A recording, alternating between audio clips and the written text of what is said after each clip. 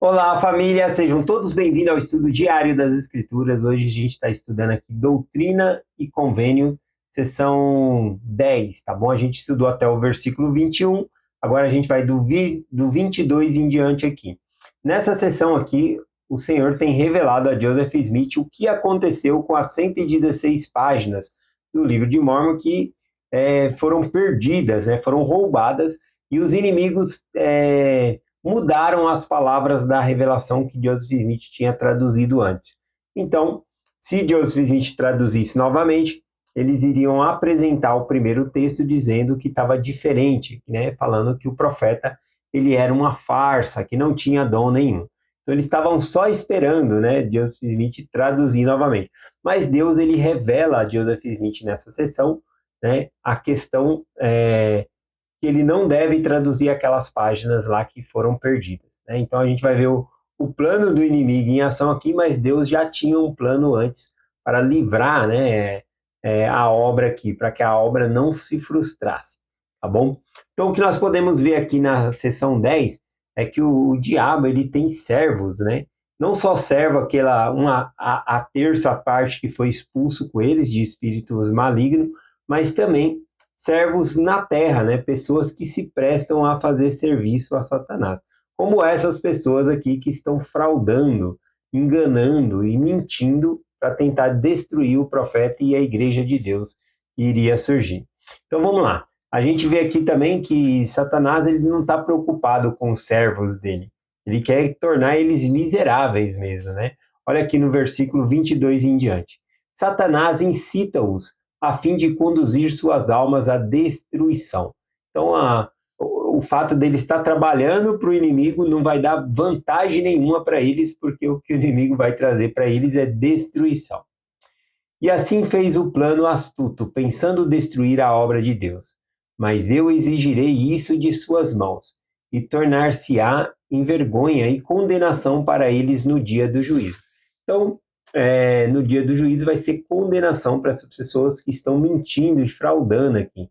Na verdade, o Salvador Jesus Cristo, ele ensina lá em Mateus 12, versículo 36 e 37. Mas eu vos digo que toda palavra ociosa que os homens disserem hão de dar conta no dia do juízo. Porque por suas palavras será justificado e por suas palavras serás condenado. Então nós teremos que dar conta, né, das nossas palavras no dia do julgamento ali. E aqui é isso que vai acontecer.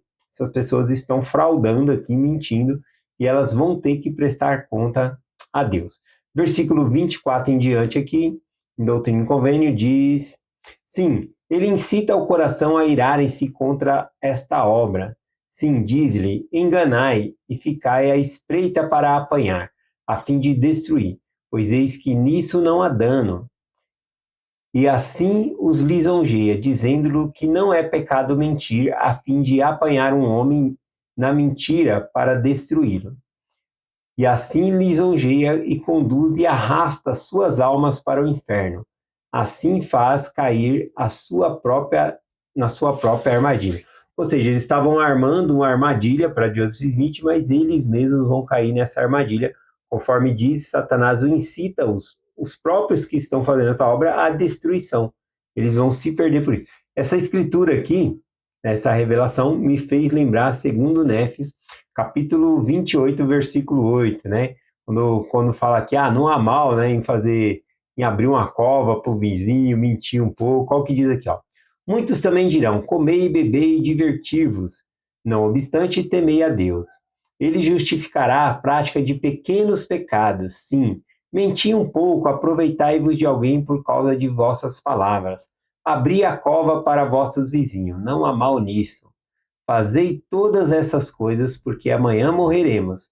E se acontecer de sermos culpados, Deus nos castigará com alguns poucos açoites a fim de sermos salvos no reino de Deus. Então essa é a mentalidade aqui, né? Não faz mal nenhum mentir, não faz mal nenhum cometer essas pequenas... Todo mundo faz. Aí, aliás, é o que eles estão pensando aqui. A revelação vai mostrar isso. Mas aqui, né, mostra Satanás com esse plano querendo apanhar as pessoas. Ele quer mesmo fazer a destruição das pessoas.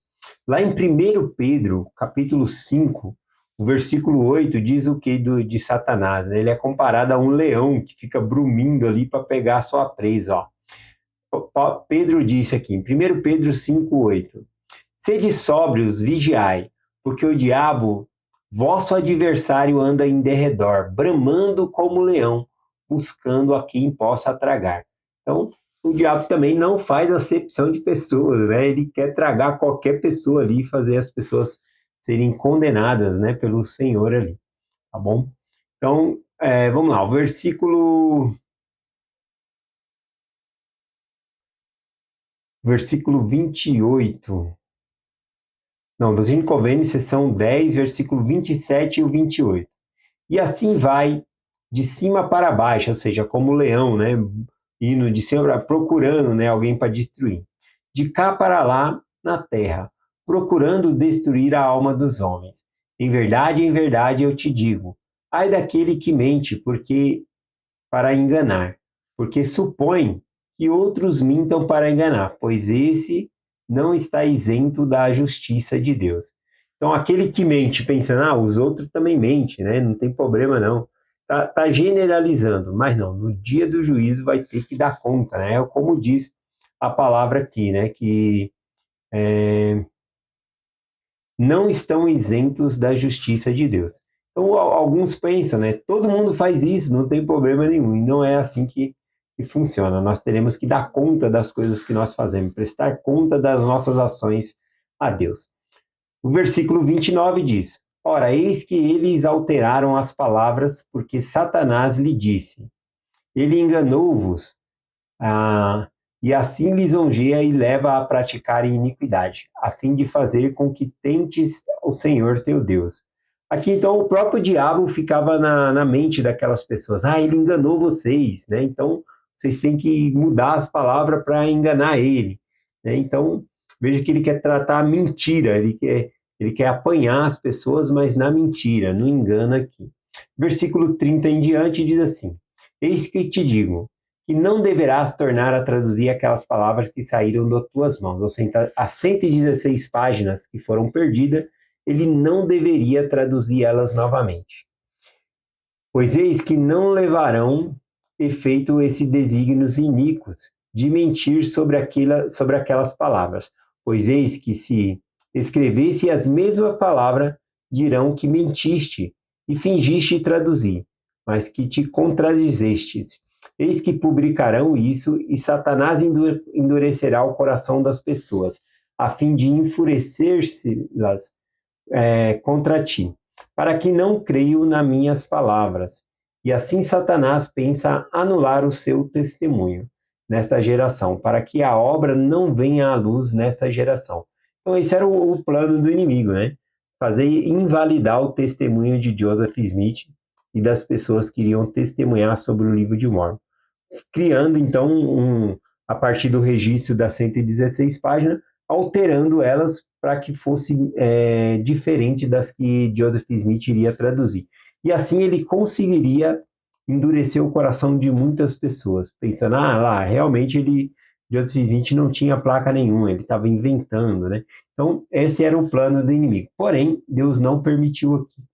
Versículo 34 em diante aqui diz assim: Mas eis aqui que há sabedoria, porque te revelo a sabedoria e dou mandamentos sobre o que deves fazer com relação a essas coisas.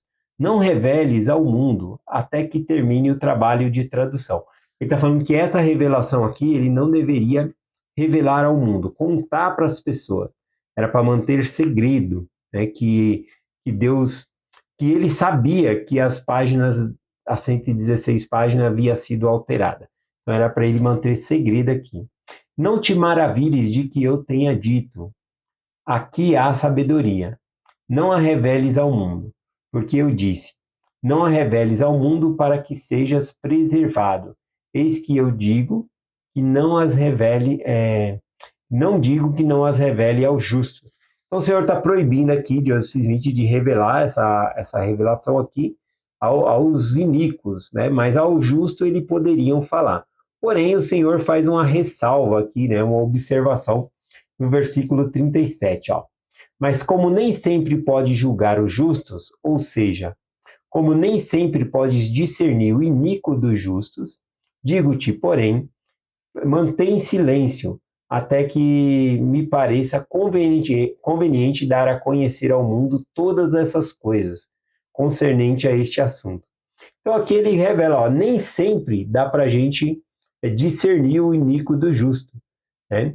Até mesmo nos filmes, né, que a gente vê os vilões aí, né, com cara de bonitinho. Antigamente não era assim, os vilões sempre tinham um rosto fechado, é, era, tinha cicatriz, né, era meio monstruoso.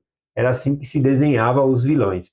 Porém, né, ultimamente os vilões não são os mais bonitos, belos, fortes, sedutores, tá bom? Então, quem vê cara não vê coração. É isso que ele fala. Não dá para julgar a pessoa só de ver no rosto. É isso que ele fala. Não dá para discernir a pessoa só de olhar no rosto. Ou como o Jesus Cristo disse, né, quando ele mandou os seus apóstolos pregar, ele disse lá em Mateus 10:16 assim, ó: Eis que vos envio como ovelha no meio de lobos. Ou seja, olha, eu estou enviando vocês a pregar, mas vocês vão ser como ovelha no meio de lobos. Né? Olha aqui. Portanto, sede prudente como as serpentes e inocente como as pombas. Então, esse aqui é o que o Senhor falou para os apóstolos. Olha, vocês vão ali como ovelhas no meio dos lobos. Então, vocês têm que ser prudente como a serpente. Né? Ser esperto, né? Para não ser pego por essas pessoas. Porém, ele fala, e manso ali como uma pomba, tá bom? Então, o significado aqui desses dois adjetivos, né?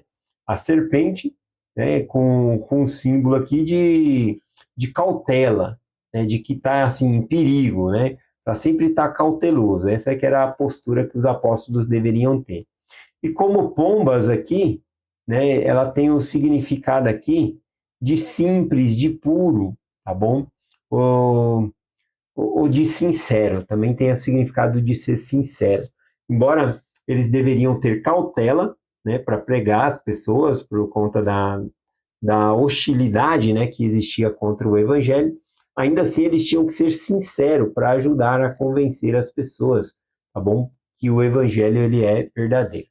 Então essa é a parte. Tem a outra mensagem também, né, que não dá para julgar pela capa, porque o próprio Cristo também falou, né, sobre acautelai-vos, né, de pessoas que vêm a nós, né, lobos em pele de cordeiro, né, é uma fala muito famosa, tá aqui em Mateus 7,15, ó. Acautelai-vos, porém, dos falsos profetas, que vêm a vós vestido como ovelhas, mas interiormente são lobos devoradores. Lobos devoradores é que só quer consumir a lã da ovelha, só quer os recursos da ovelha ali. Nunca oferece nada para a ovelha, tá bom? Então, acautelai-vos desses também. E nós sempre devemos ser prudentes, né? Como o Senhor mandou os apóstolos ali, ser prudentes como uma serpente, mas sermos sinceros como as pombas, né? A sinceridade ajuda a trazer pessoas a Cristo.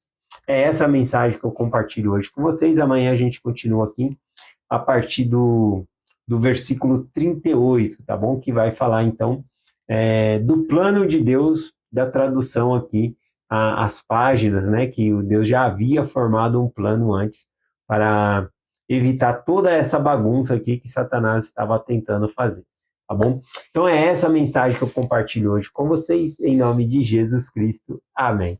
Até amanhã.